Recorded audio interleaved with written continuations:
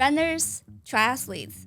Today we're answering your burning question about how to eat to fuel your intense training.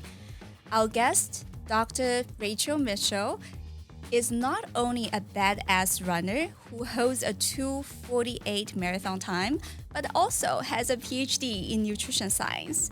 Today, she's going to unpack for us how she approaches eating as a busy mom with lofty training goals. We're going to cover everything, common nutrition mistakes during training and racing, and how you can fix them.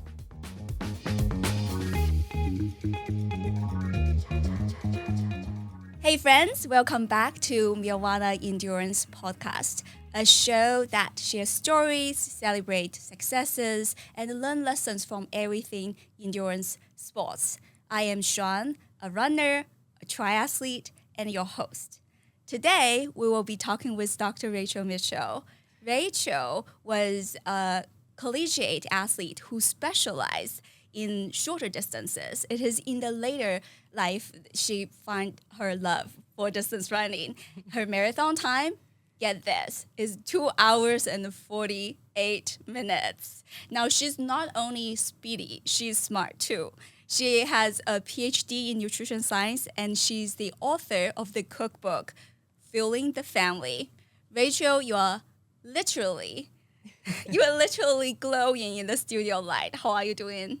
I'm great. Thank you so much for having me on. I love this stuff. I could talk for hours, so thank you so much. Yes, we're planning to get all the stone turned for nutrition mistakes. So we're going to have our time over here. Now, for people who don't know you, tell us a little bit, who is Rachel, how she becomes a runner, and how she's so freaking fast.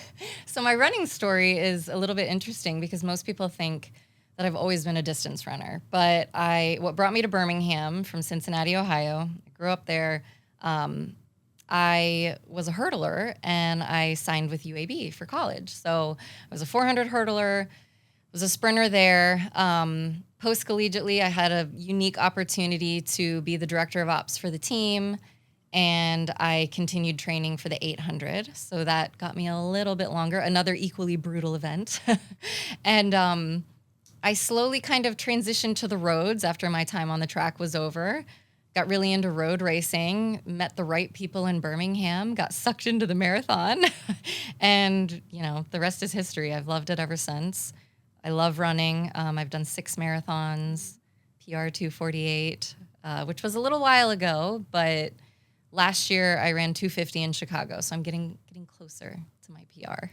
And I know that you do a lot of work in terms of nutrition, like in the community, Yes. right? Tell us a little bit about that. Yes. So my undergraduate degree is exercise physiology, and then I did a master's and a PhD in nutrition sciences. Mm-hmm. So since I was training I did 10 years straight of school at UAB, but I was training the whole time. I was an athlete in undergrad during my master's. That was my time post-collegiately on the track. And I was getting a little bit faster, so I was really getting into the nutrition stuff that I was working on in the lab on my own, in my own research, or the research at UAB. So from that, I met my co-author and business partner, Joey Longoria. We met way back when. His wife is a registered dietitian, started up the nutrition stuff with a nonprofit that he works with. So it was the National Center for Sports Safety, which became the Aspire Sports Institute, and I helped create a nutrition education program for them. So it's called Compete and Achieve, Nutrition as a Component of Youth Sports Safety. So we were going into schools, working with athletic programs, coaches, parents, all the things around proper nutrition for mostly youth athletes. And then I've worked privately with many, many runners in the Birmingham area, all over the country, really, because I've worked with other coaching organizations through Instagram. I love the private nutrition aspect of it, and I love being able to relate to it so well. Yeah. That I left my research endeavors, and I've just focused on that, and it's been amazing. I absolutely love it. And then Joey and I, of course, published the cookbook that was 2023.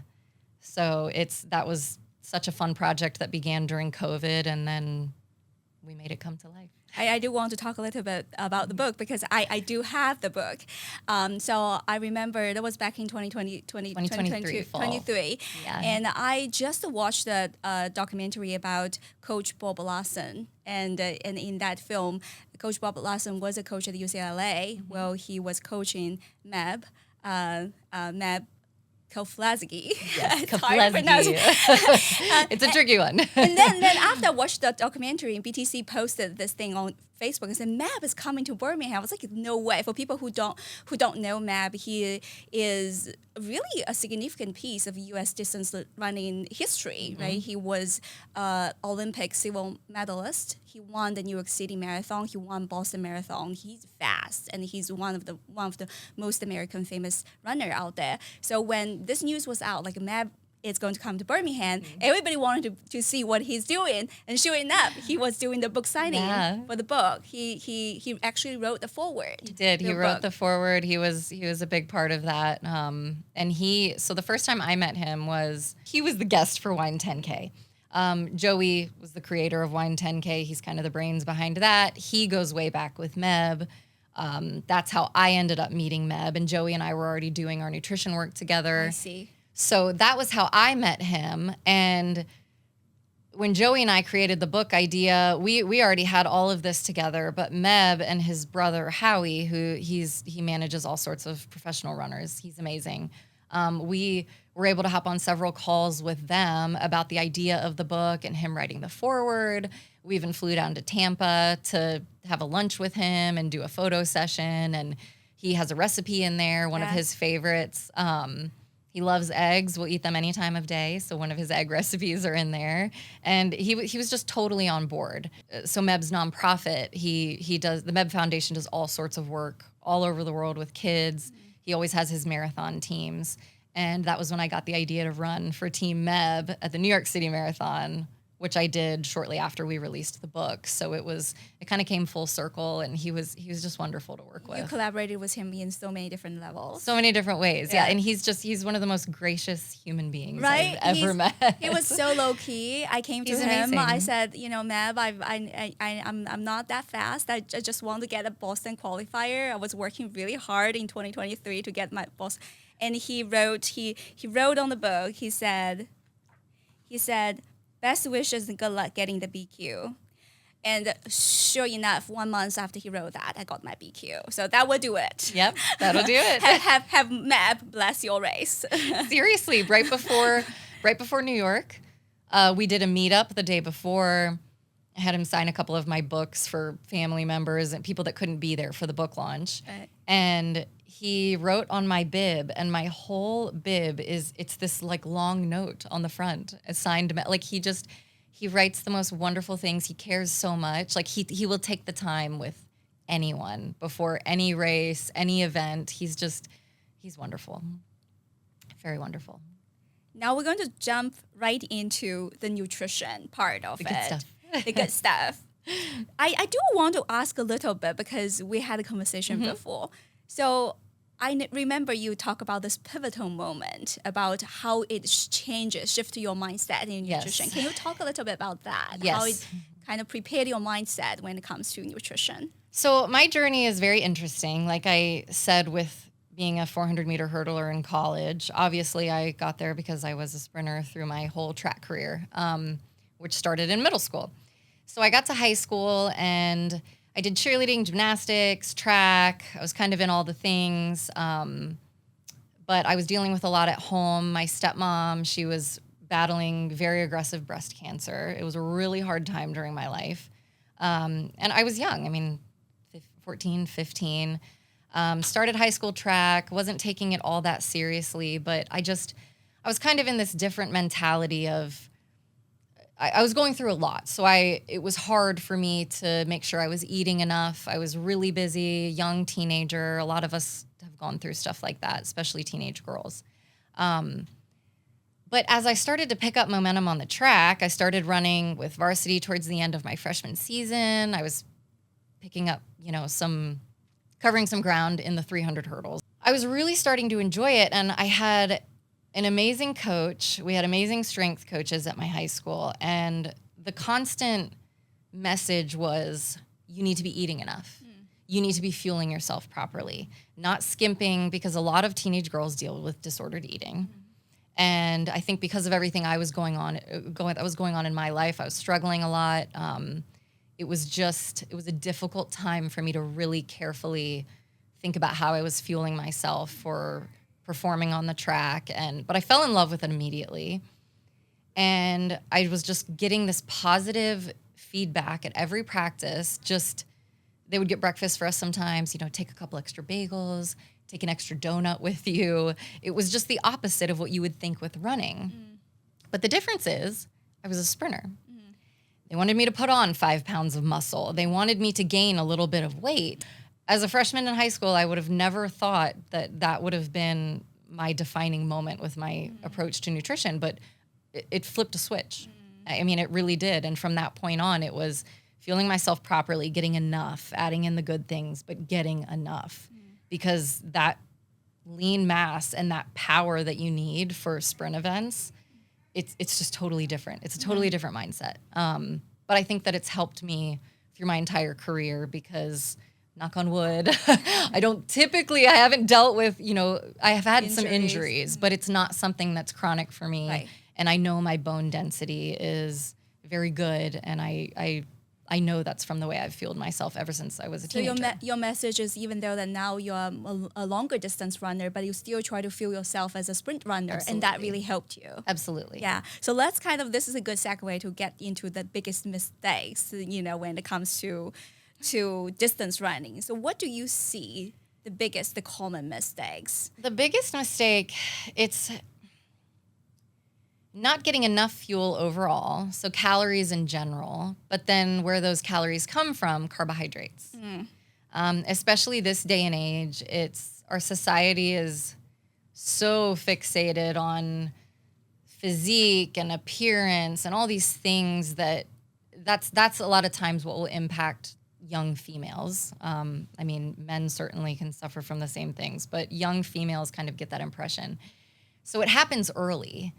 And then there's this push of lighter, faster. You even see coaches pushing it in high school and college. So it's almost ingrained in a lot of us that I need to be eating very lean, very clean, keep the carbs down. So definitely low calories and or low carbohydrates. I see that so often with runners. I talk to a lot of my runner friends. I think, we as amateur runners will come to running at a later stage of life, and a lot of us come to here to kind of try to lose a few pounds, try to. Yes. So, but even though you get to run a lot more, now run a lot of marathons, and you still had that weight loss mentality that you cannot shake off. So I see that very common. And also I think there's a societal stigma around, especially carbs and simple sugar. Oh, big time. Because a lot of times we do need simple sugar in the performance, to get the performance. Exactly. Yeah. There's a time and a place, and people tend to think if I eat very clean, which that doesn't really mean anything, but that's what we call it these days. People, you see it on Instagram, social media, clean eating, minimal processed food, lower carbs, but it's always going to backfire if you have performance goals. Carbohydrates, you can reduce them, that you will see weight loss. That's been shown for years and years and years in research, but you will not perform well.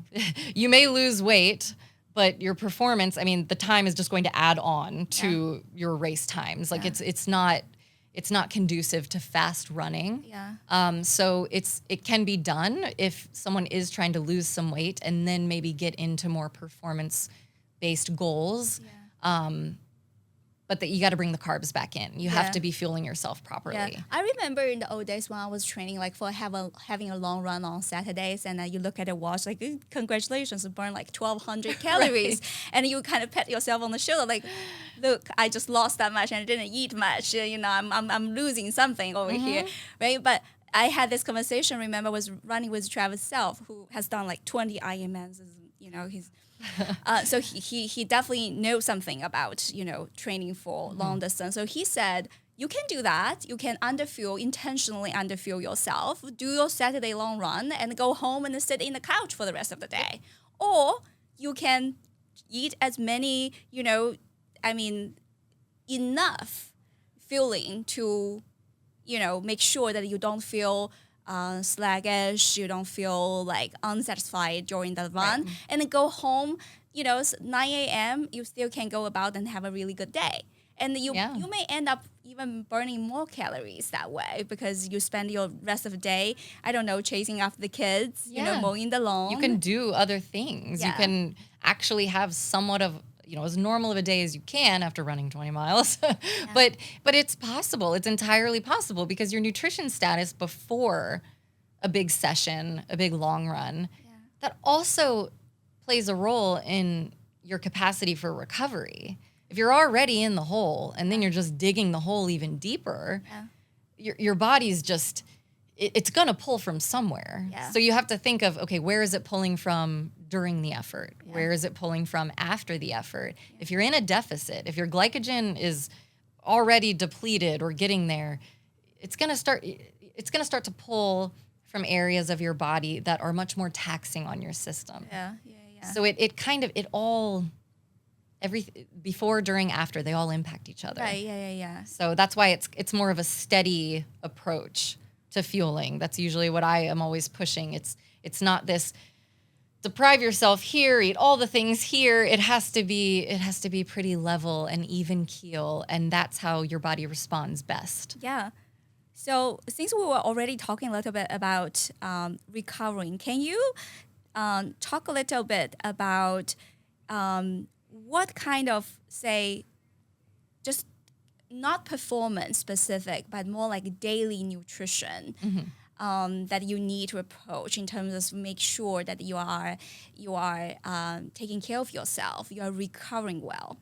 Definitely. So a daily approach, training aside, it's keeping things very well-rounded.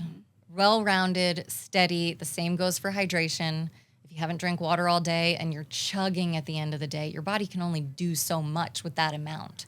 It's the same thing with protein, with fat, with carbs. Your body can only handle so much at a time. That's why these extremes in diets or meals, that's not the best way to keep your nutrition status in a pretty good state for what you're trying to do. And even just for living, for general energy production and use throughout the day. So usually I tell my athletes to try to eat every few hours, stick to the 3 meals a day. But if you're a 5 or 6 meal a day kind of person, okay, even better, spread it out. But if you're a 3 meal a day person, snacks, plan accordingly. Planning ahead is the best thing that you can do. From the moment you get up, start drinking water. It doesn't have to be anything crazy. It's really just having a well-rounded meal or snack every time you eat. Try to get a little bit of everything. There needs to be carbs, there needs to be fat, there needs to be protein.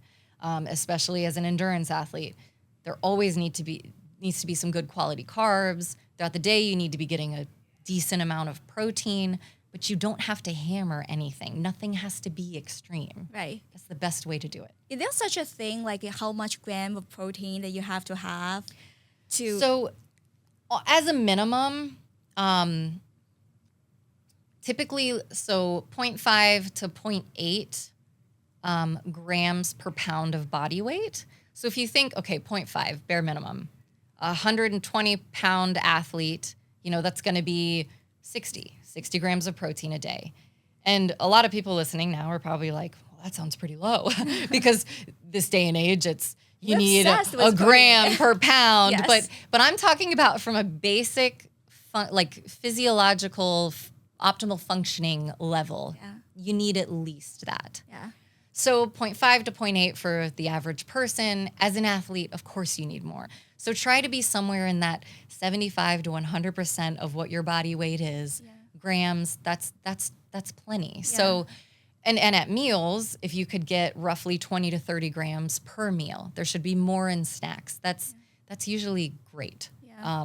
So it doesn't have to be this I need 50 grams of protein here. I need this, I need that. Because again, your body can only handle so much at one time. I do feel at this moment our society has a little bit obsession about We're just protein. living in extremes. You can't have any carbs. You need only all protein. Like we are living in extremes here. And that's the biggest issue. So just keeping things kind of steady. Sometimes that's the hardest thing for people. Yeah. But once it clicks, you don't have to think so much about it. Right. And that's what makes it like a lifestyle change that can be sustainable. It's the same thing with weight loss. A lot of my research was nutrition obesity research. Yeah. A lot of things with weight, it's the lifestyles that you can adopt, the things you can sustain. That's where you find the most success. The same goes for athletes with nutrients and what we're eating on a daily basis. That's the easiest way to do it, because the least amount of thought that you have to put in, it's the best way to do it. Integrate that into your life and the way of living. Exactly. So we talked a little bit about like lab testing, and I mean there are many ways nowadays that you can go get a sweat test, go test do some blood work, and there are some more advanced, get VO2 max. What would be some lab testing you would recommend the runners to consider? So from a nutrition standpoint, blood tests, I'm someone, since I was a teenager, the first time I realized was I was a teenager, one cross-country season, my times, I just kept getting slower and slower and slower and more tired. And all I wanted to do was sleep, chew ice, and Lifesavers mints. And that's interesting because most people don't know that with certain nutrient deficiencies, you can get these weird cravings of like consistencies. Iron deficiency. So iron deficiency, if you're chewing ice all the time or anything with that consistency, it's actually, that's a specific thing linked to iron deficiency. And I was exhausted, and that began my journey in regular blood testing. I get my iron levels checked, a whole panel every year. And that's, you don't have to go and do all these blood tests, but things like B12, which you're not going to typically see a lot of deficiency there, but it is possible. Vitamin D and iron. So I also have an underactive thyroid. I will always be on thyroid medication, just as something that runs in my family. It's very mild, but I'll always have to be on thyroid meds. So I get my thyroid levels checked. I'm not saying everyone go get those things tested, but be aware of your body, your energy levels, your training. That's one thing. Running will always show. Running, cycling, swimming, endurance events will always show where your weak spots are, or if there is a weakness. Yeah. And if you're exhausted all the time, if you're not sleeping well and you're exhausted all the time, those are all signs that something's off. So I'm not one for all sorts of testing, but knowing your nutrient status for certain things, being female, if you have a heavy menstrual cycle and that's pretty regular for you every month, you feel more exhausted, can't hurt to go get an iron test. Yeah. Nowadays, you can just go to a lab and, I mean, you can just pick what you want to do. There are private labs where you can do that. I mean, it's easy to do with your doctor, but it is possible. So I think something like that is probably going to be the most important. I'm always interested in bone density.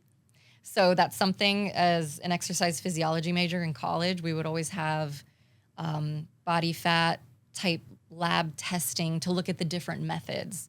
And I was always one to jump, and I loved volunteering because I would get so much information back. And that's where, guinea pig. Yeah, like you love seeing like, what's my bone density? How do these different body fat percentages compare with these different methods? So I loved doing that kind of stuff, but I'm just a bit of a nutrition nerd in that way. Yeah. But bone density is a good one, because if there's a runner who deals with a lot of injury, even if it's just soft tissue, but if stress fracture is so common. Yes, even if you're just dealing with soft tissue injury, but if you have recurring stress fractures, go and get all the things done. Yeah. And then you blood test looking at your vitamin D levels, and it's all related. Yeah. So if there's anything off, when in doubt, go get it checked out.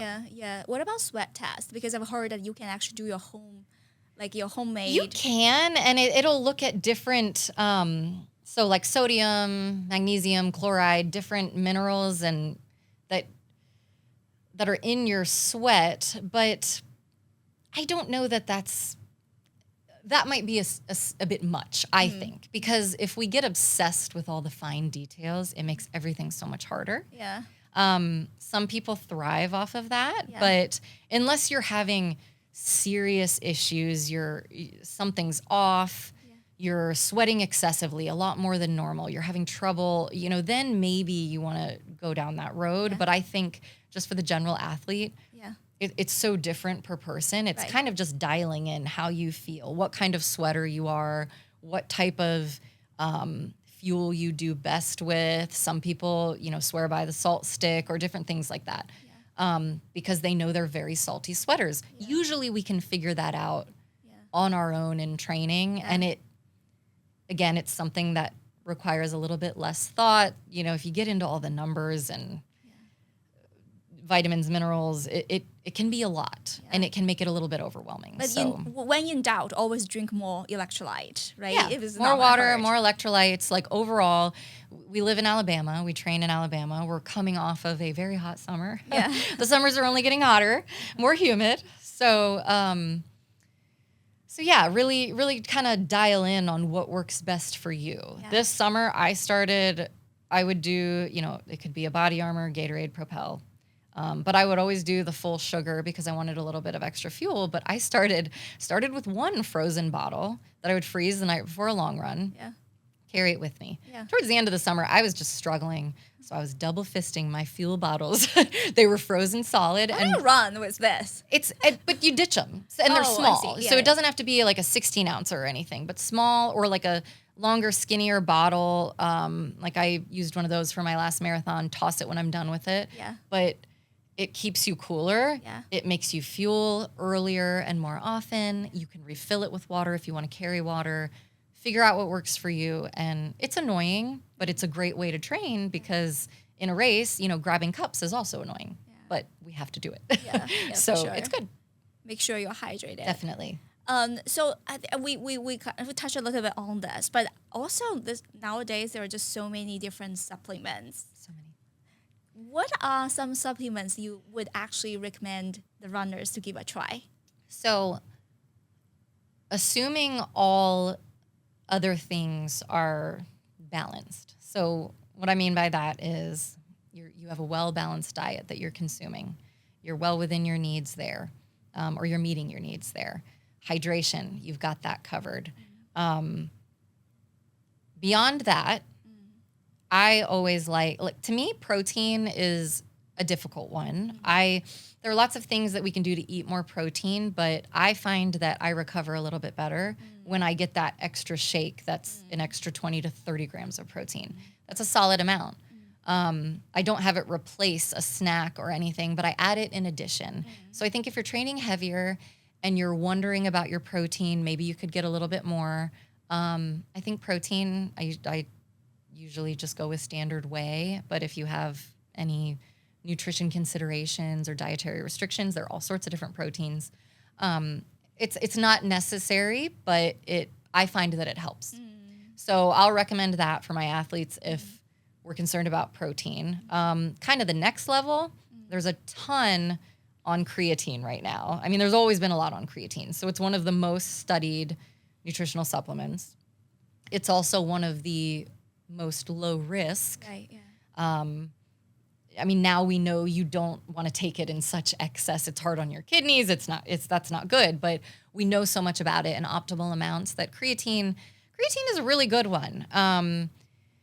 It depends on the athlete. I don't push it, but if it's something you're interested in exploring, there's a lot of great stuff out there. And it's also very cheap.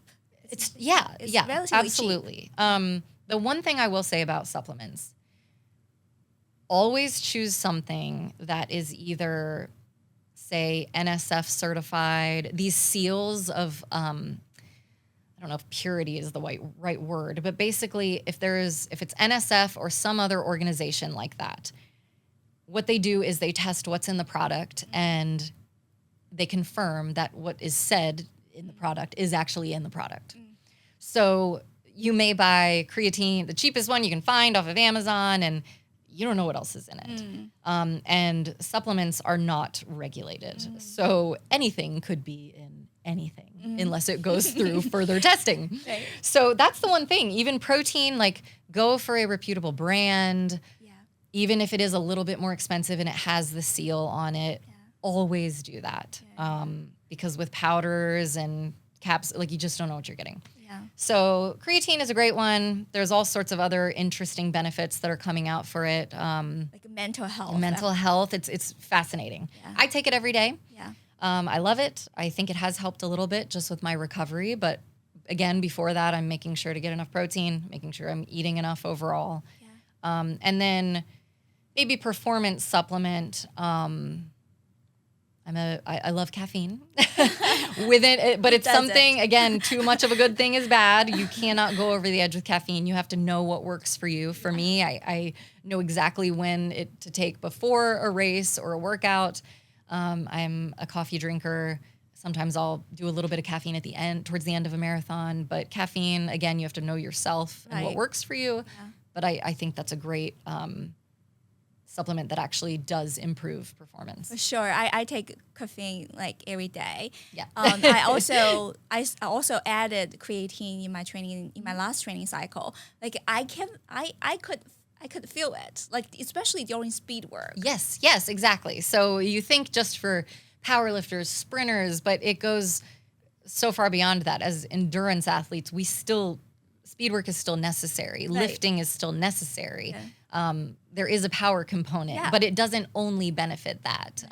Your recovery capacity could be improved too. So it could be, it can be beneficial for all sorts of athletes. But fair warning though, the water retention is real. It is real. It is real. You can feel it. You have to make sure you are drinking a little bit more water, and you can't be obsessed with the scale because you may be a couple pounds heavier, but water weight's water weight. I love that message. Now let's switch the gear a little bit and talk about, for the race day, the race week. Let's talk about carb loading. What are the common mistakes you see when it comes to carb loading? Well, probably number one, not truly carb loading. A lot of people think they're carb loading. Right. You're increasing your carb intake, but it isn't truly carb loading. And number two, carbs equal sugar. So people are just pounding sugar all the time. There are ways to carb load in a much better way for your system. Tell us about that. So I like to do a full 3-day carb load. That's full 3 days before the race. But there are all sorts of things that you can eat that it isn't just drinking sugary sports drinks and gels and chews and all these things that they're just loaded with sugar. Carbohydrate, there are lots of other ways to get carbohydrates. So, yes, fruits and vegetables, but that's going to be a little bit lower, and you want to slowly reduce that in your true carb load because your fiber needs to steadily go down. But pastas, rice, whether it's white rice or brown rice, we had that discussion. Yeah. White rice is great, but if you prefer brown rice, if that's in your regular routine, that little bit of extra fiber is going to be just fine until the day before. Bananas, great fruit like that, dates. The sugar content in dates is maybe the same as a pack of Skittles, but the way it's processed is entirely differently because of the presence of fiber. There are other vitamins and minerals in fruits like dates or bananas. And also, if you're just pounding sugar, when your blood sugar is high, it kind of puts your kidneys into overdrive and it increases urine production. So this is what we were talking about the other day with how sugar can affect your hydration status. Well, it increases your urine output, which can impact your hydration, will impact your hydration status and also electrolyte status. So it's a bit of a cascade of events that can lead to dehydration. But it's just, you don't have to be eating all the pastries and these things that also have a little bit higher fat that sits in your stomach a little bit longer, in your system a little bit longer. It doesn't digest as quickly. So you just want to be careful with how you're doing it. Cleaner potatoes, pastas, the basics. Graham crackers. There are a little bit of sugar in graham crackers, but man, graham crackers are a great way to love get graham some crackers. extra carbs. Yeah. I also really like, there are high carb mixes that you can use. And sometimes I'll do that just once or twice a day to add on maybe an extra 100 grams of carbs, because it is hard to kind of eat that much and change your diet that drastically. But when you do it correctly in the 3-4 days prior, whatever you prefer, it's pretty amazing how it actually add to your performance. It does, because you're going in completely glycogen loaded. Right. And then if you fuel properly during the race, your glycogen is going to be used in the best way that it can throughout the race. And at some point, your glycogen is going to get very low, and you're going to run out. When you run out and you're not fueled properly, that's when you hit the wall. So the carb load can be a very, very good thing to focus on. Yeah. But what you are saying is like not only that's important that you're eating the right kind of carbs, but also make sure your carb loading is not interfering with your hydration and the Exactly. electrolyte. And that's mostly just the heavy sugar stuff. right. People think snacks and cookies and I can eat whatever I want and pound all of this, but there's so much sugar that isn't really the best thing for your system. You can certainly have a bagel and you drink a Gatorade with it. There's a lot of sugar in the Gatorade. That's okay. You're about to go into, say, a marathon. Yeah. But it's just, don't drink 4 Gatorades throughout the day, and put some varieties. Put some variety in there. Bagels. I mean, it's okay to eat 2 or 3 plain bagels in the couple days, like each day before. Usually the 2 days before, I mean, by the time I get to the bagels the day before a race, I'm like, I'm so tired of bagels. But they're just so easy on the system, and it works great. Yeah. Rice and bagels, man, those are good. I eat a lot of brown rice. By the end of my carb loading, I'm like, I'm really tired of brown rice. But rice is so good. So the carb content is high, but there isn't any added sugar in it. The sugar content is relatively low, so your body's gonna do much better with that. Yeah. And and the other question I have regarding the race day nutrition is really from my personal my personal experience, because I've done 5 marathons now, and among them, 3 of them I had cramping. And the 2 marathons I've done this year, at the Boston Marathon, I started cramping in the mile 11, and at the Chicago Marathon, just finished, I started cramping in the mile 16. So how was it something that I eaten that was wrong, leading to the race day cramping, or if when it happens on race day, how would you deal with it? How do you try to troubleshoot? Maybe not necessarily something you've eaten, but like going back to the excessive sugar, say the day before you're eating a lot of sugar as your carbohydrates, you may be drinking a bunch of water, but if your body's expelling a lot of that fluid, your hydration's going to be a little messed up. Especially with nerves. Your electrolytes. Yeah. Nerves. Yeah. Nerves. It's some people, they go to the bathroom more the day before. That's totally normal. When you get nervous, I get pretty nervous the day before. So I like to drink like a high electrolyte, high sodium drink, something like Element. I really like that because, there's 1,000 milligrams of sodium in a pack, but it has the right amount of sodium, potassium. There are lots of different products that you can use, but something like that maybe the day before. Yeah, that's something I'm going to do next time. Because you're probably going to the restroom a little bit more. It's probably something with electrolytes. There is a little bit of research. It's tricky with muscle cramps because the research, it doesn't all point to electrolyte imbalances or hydration status. Yes, there's a link, but it's interesting, like athletes who tend to stretch more regularly, foam roll more regularly, work on their flexibility. There's something with like the brain muscle connection with muscle contraction. So there's a little bit there. It's interesting to read on, but what we have control over in that moment, if you're cramping, of course, you got to stop and stretch, try and get the muscle loose. But also electrolytes. During a race, you got to make sure you're getting enough fluid in, but also replacing the electrolytes that you're losing. So that's how I would manage it mid-race, is do what I can with the muscle that's cramping to try and get it loosened up and relieve that contraction a little bit, but also do what I can with your hydration and your electrolytes, because you're losing so much. And just water is only going to replace the fluid. You're not replacing the electrolytes. So really kind of practice those extra electrolyte drinks in training and your long runs. But it is hard because some athletes it affects more than others, even when they do try to put all those things back in.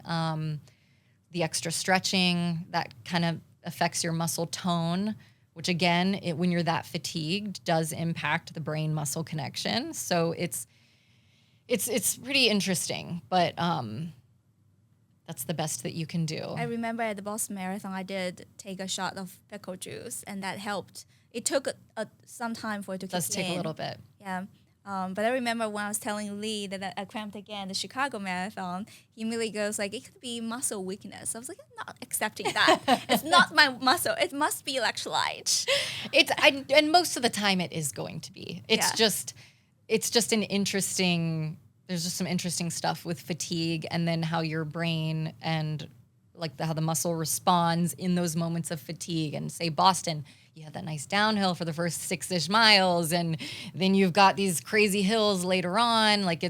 But then Chicago, think, flat, fast.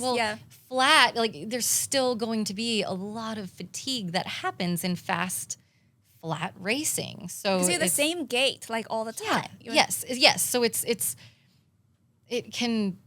Some runners they like more of the rolling, keeps things kind of more balanced, but flat can also have an impact on that. So, but no, go for the electrolytes, hydration, and focus on it in the days before.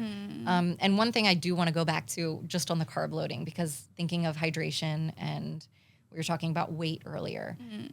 I always tell my athletes, don't weigh yourself race week. Just don't do it. Because sometimes, all the time, you should be heavier right before the marathon. If you're glycogen loaded, the amount of water that you store per gram of glycogen, it's a lot. So race week, I mean, I try not to weigh myself much anyway, but I definitely will not weigh myself at all during the taper, because why? You should have more water retention. You should be glycogen loaded properly in those days prior. And that equates to pounds. Pounds that you're going to see on the scale. And you know what? They're all going to be gone 2 hours into the race because you're going to be blowing through that glycogen. So I always tell people, if you are properly hydrated and properly glycogen loaded, the number means nothing. I wish you were telling me this before my last training cycle, because I was chasing this weight. We get so fixated. Race weight. I was like, I need to lose. If I lose a little bit more pound, it will be carrying less weight during my race. But then you were running at 26.2 miles. 26.2 miles. That's a lot. And I speak from experience. I had the training cycle where I didn't realize I wasn't eating enough carbs, but I was on this eating healthier kick, and my training was going really well. It was getting faster, and I was also working on my doctorate at the time. I was deep into my dissertation research. It was just coming at me from all directions. And I ended up underfueled, depleted, burned out, overtrained. And I learned the hard way. And that stuff doesn't come back. It doesn't come right back after a week or two off. That does some damage. So you have to make sure you're properly fueled, you're eating enough, you're getting enough carbs, because that's the only way to continue to improve. To not burn out. Right. And that's cycle after cycle after cycle, because you have these breakthroughs, after 3 marathon cycles. It doesn't happen after one cycle. It's the accumulation of the consistency of cycle after cycle, but you have to be fueled properly. So it's race weight. I mean, unless you are someone that's getting paid a lot of money to run marathons, they're very dialed in. They have dietitians, they have trainers, they have all of this testing that they go through, because that's their profession. It's their profession. It's for them to be to optimize all factors to perform the best they can for their country. For, that's a different level. So it's lucky enough us. Right. But I mean, no matter how fast you are as a very fast amateur athlete, it gets you kind of stuck in the weeds, and it can be a very dangerous thing. It's better to not burn out and also to run injury free. Yes. It's better to be a little undercooked. Yeah. Always going into a race, it is always better to be a little undercooked than overcooked, because that hole is very hard to dig yourself out of. Yeah. Last thing about the race day nutrition, a lot of athletes have GI issues. Yeah. What are some common ones, and what would be the fixes for those GI issues? So the tough thing is you're trying to put in fuel when the majority of your blood is going to your working muscles. When we eat, if you ever eat and you get cold, it's because after you eat a meal, your blood goes to your digestive tract. It starts working on the system. Your extremities get a little bit colder because your blood flow is going to your center to work on the food.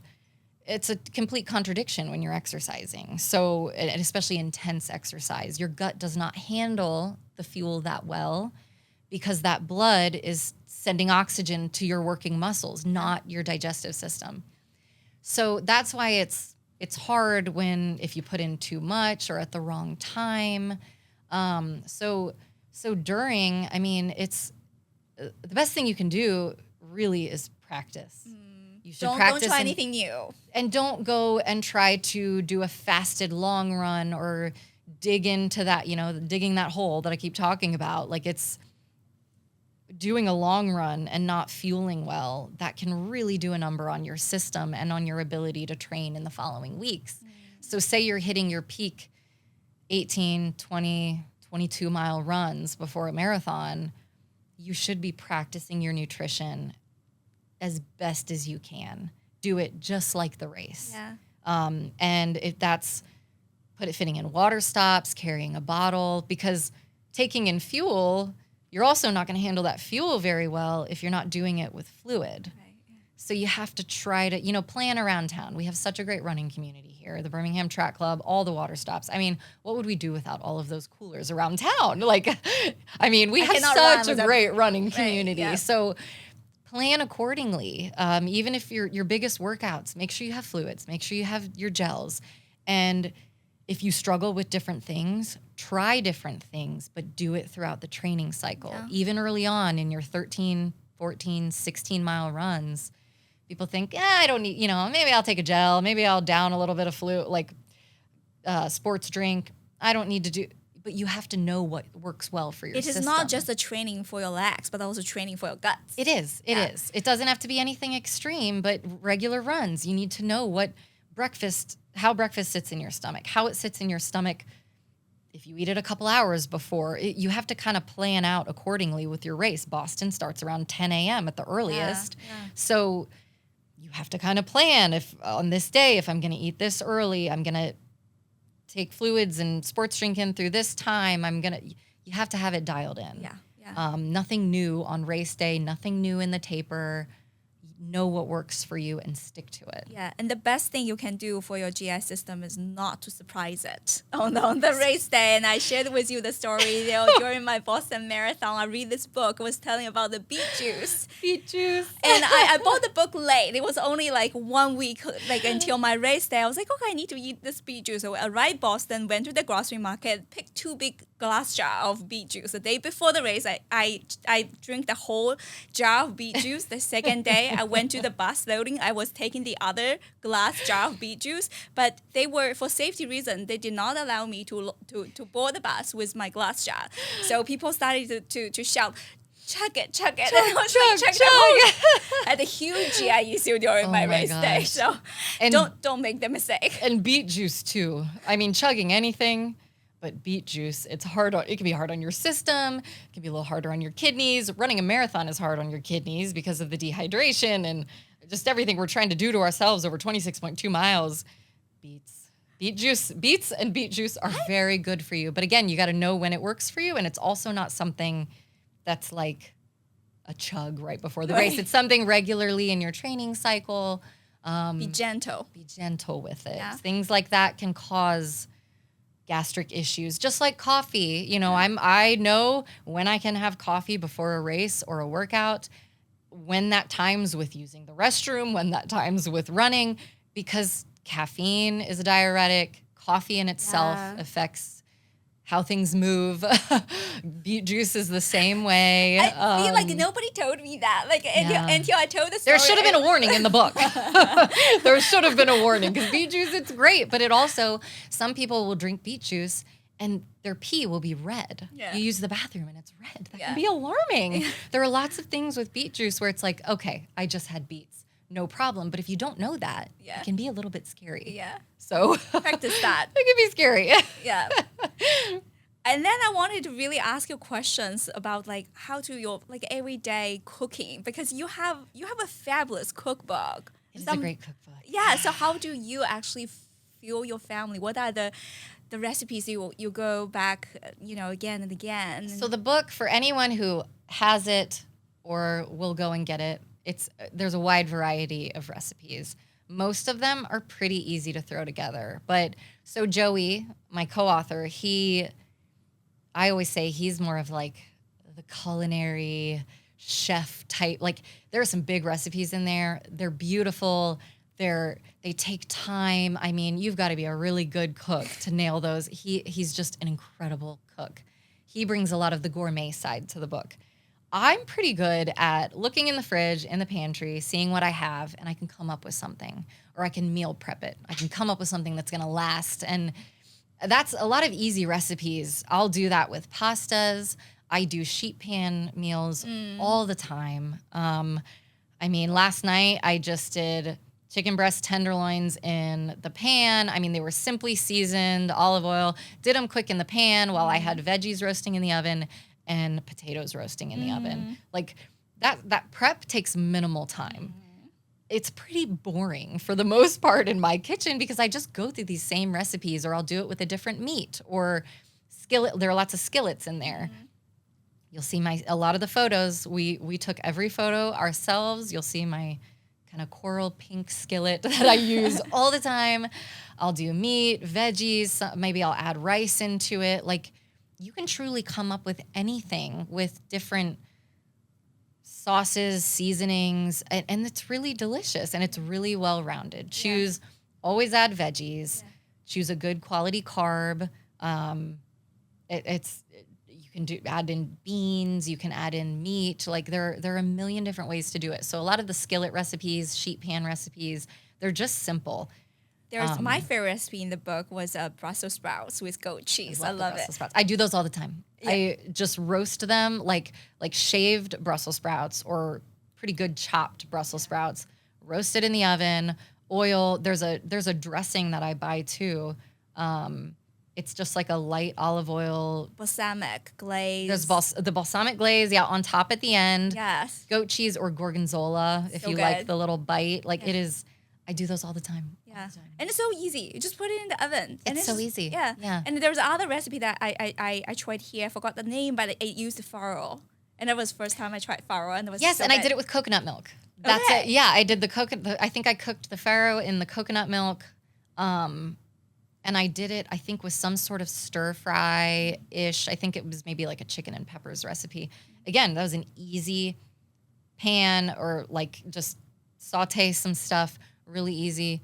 Put it over the farro, and it's just another example of good carbs. Yeah, there's a lot of packed with nutrients. And a lot of it in the book. I always tell people, if you're going to buy the book, read the intro, read our bios, because it goes into the background of how Joey and I became passionate about cooking, coming up with recipes, but just wanting to share it with people, because sometimes I'll work with athletes and it's hard to get creative. So once I get their kind of creative juices flowing and them thinking of, oh, well, I have this and this, I can put this together. I can add a little bit of meat here. It's really just getting creative and what works for you. And sometimes I'll do that. I'll prep it for 3 or 4 days worth. You can put it in Tupperware. You can take it to work. You can, I mean, I used to do that all the time. You can have it in there every night for dinner. Have it for a few nights. I'm all about meal prepping. Yeah. I love a crock pot, love an instant pot, like the soup recipes, chili. We're finally getting to some cooler weather. Yeah. So that kind of stuff, it's so good for you too. So Yeah. it's delicious. It doesn't have to be bland. It can be really delicious and really nourishing at the same time. Yeah. I think I learned a lot from today's conversation. I love this. I do have a quick lightning round. So, and this I'll is do a the best I surprise. can. So what I'm going to ask you, I'm going to name a few things and just quickly give me a response, yay or nay. Okay. Fasted run. It depends, but mostly nay. AG1. AG1? It's a nutrition supplement. Oh, the Athletic Greens. Yeah, Athletic Green. Indifferent. Not necessary. There's nothing outstanding. I mean, eat your fruits and vegetables. That's my long answer. Eat the fruits and vegetables. Oop. That wristband that measure your sleep score. Too much data. Too much data. Okay. Gut training. Always with supplements, gels, all that. Always. Yeah. Yay. And I'm not sure whether you heard about this. Baking soda to delay muscle fatigue. Oh. The research, yay. Just trying it for the average person, nay. That's another one. Oh, major stomach issues. You've got to do a lot of research and have it very dialed in on when you're going to take it, what you're going to do with it. Serious gastric issues. Oh, yeah. If done wrong. Okay, good. Sorry, I'm so it depends that the yay or nay is really hard. I think I've given you like one yay. Taylor Swift's latest album. Oh, yay. Okay, great. I'm always a yay for Taylor Swift. Okay, the next 3 questions, I need you to pick one among the two. Alabama or Auburn? Alabama, I married into it. Team, this is a question from But really, Lee. I'm an Ohio State fan. Go Bucks. This question from Lee. Team Edward or Team Jacob? Edward. Okay. I actually did a little bit of research on that. I'm Team Jacob, I think. Okay, Edward. Team Garmin or Team Strava? Garmin. Of course. Always. Right? And I don't even Garmin. have Strava. Strava, get your life straight. Got my Garmin always. And I'm one of the few people who don't have Strava. Yeah. Okay, so last 2 questions. Number 1 question is, how can people find you? Is there like social account people can follow you? How can people find this fabulous book? Yes. So Instagram, Dr. Rach runs recipes. If you just look up Rachel Mitchell, I will also put it on the show nutrition, notes. PhD, all the, you'll be able to see that it's me. It's a public account. You can message me on there. Any nutrition questions, if you're interested in consulting. I do a lot of business on Instagram, so I love that too. The book is on Amazon. If you look up Fueling the Family, Teamwork in the Kitchen, of course it has Rachel Mitchell and Joseph Longoria as the authors. But we also, if you're around town, if you're local, you can certainly message me and buy it that way, and we can write you a nice little note and send it to you. So it's available. Yeah, and you would want to meet Rachel, like in person. I would Yeah, highly chat recommend nutrition. going that I way. mean, that's why I love working with athletes and whoever on nutrition, because sometimes it's just over the phone. A lot of times it is, but locally, sometimes we just meet and have a cup of coffee and do our session, and it's so much fun. Yeah. It's fun. I could talk about this stuff forever. Yeah. And I'm going to also just post a link to the book with the show. Last question is, who in our community that you think that I should bring in as the next guest, and what kind of question you want to ask them? So this is a toughie. One of my good friends, Lauren Hendrix. I'm going to throw her out there. She's going to be like, oh. but no, she's kind of the whole package, and she's a triathlete, and that's a little bit out of my world. I'm like, oh my gosh, the biking maybe, swimming, I could never. But obviously there's a different side of fueling there, and her and I have talked a lot about that, but she's a coach. She's a physical therapist. She has her own business, And own she's practice. a mom. She's a mom. I mean, she's just kind of the like do-it-all super mom. I love her, and I just think her perspective on training, especially for your triathlete audience, she's so great with training, the training side, coaching side. We've talked a lot of nutrition, but as a PT, like the stuff, the prehab, rehab stuff that you should be doing for all these To prevent injury. typical injuries that we Yes. all usually deal with at some point.